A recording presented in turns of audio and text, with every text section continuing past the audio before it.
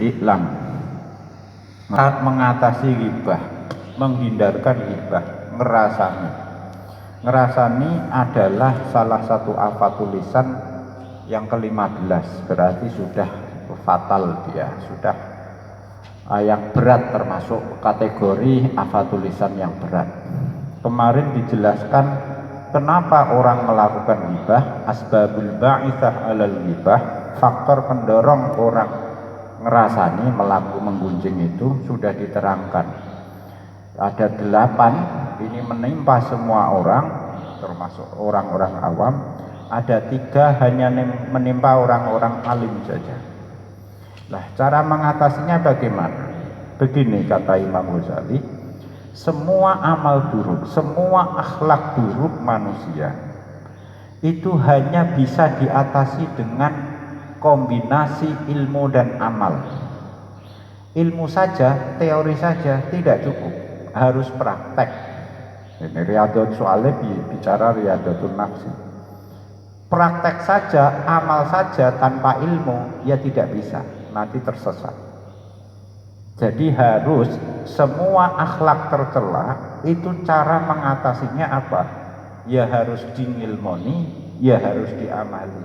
Ada teori, ada praktek. Nah, sekarang bagaimana teknisnya? Secara teknis, setiap karakter atau setiap akhlak yang buruk, kemarin digambarkan akhlak itu seperti penyakit. Cara mengobatinya apa? Ya dilawan dengan apa? Diobati dengan lawan dari penyakit itu. Bimudho jadi sababiha. Ada virus, ya diatasi dengan antivirus. Wis ketemu.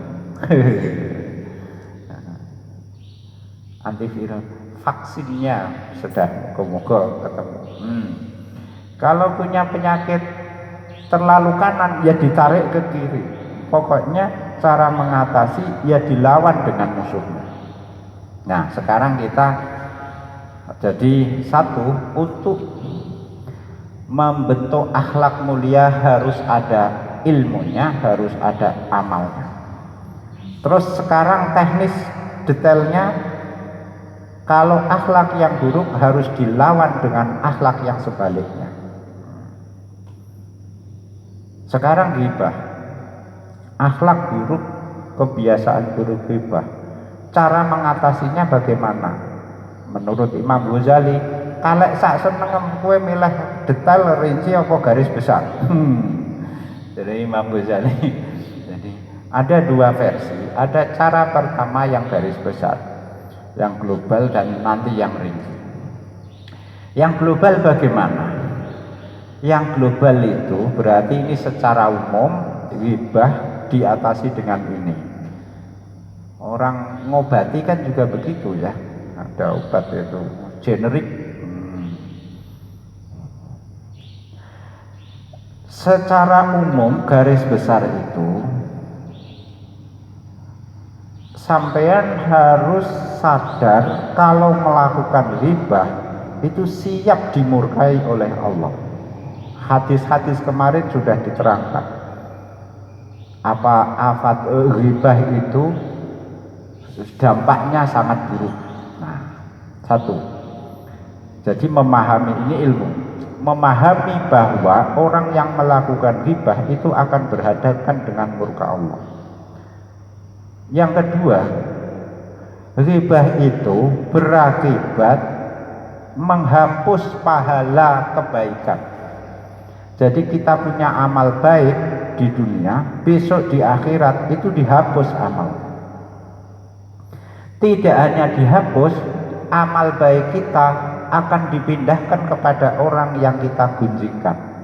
Jadi ditransfer, dicengklong gitu. Kenapa kok dipindahkan? Karena sampeyan ketika di dunia itu telah mengambil hak kehormatan orang itu, sampean ambil, maka sampean harus mengembalikannya di akhirat.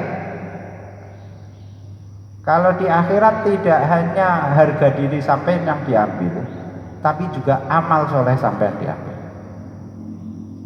Dua, harus harus berhati-hati, punya keyakinan bahwa menghapus amal. Yang ketiga, kalau yang sampean gunjingkan banyak, ya amal kebaikan sampean ya dicukup, diambil terus. Kalau terjadi defisit, kehabisan amal baik karena sing digunjing terlalu banyak orangnya atau terlalu sering dengan orang yang sama, maka nanti dibalik. Amal buruknya korban sampean yang sampean gunjingkan itu nanti diambil, ditemplok di gone sampean. Sehingga sangat mungkin terjadi, ya, ana wong ya arep mlebu neraka. Ketika di dunia ini, tapi amalnya kacek sidik lah gitu ya, antara amal baik dan amal buruknya. Karena sampean gunjingkan di dunia, terus kemudian ketambahan ngamale sampean, batal mlebu neraka. Untuk subsidi ngamal baik sampean.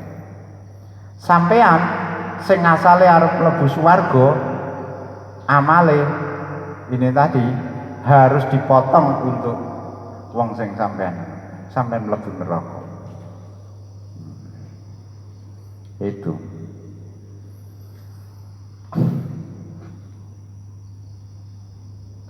Jadi harus dipahami, itu garis besarnya. Jarang orang punya kesadaran itu, ngerasani yuk meluncur saja, jalan saja.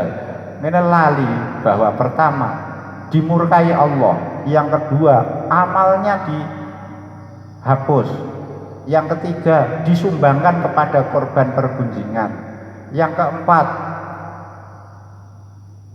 ditambahi amal keburukan orang yang dipergunjingkan. Sudah babak belur itu orang ibah dibuli. Wa innama aqallu darajat.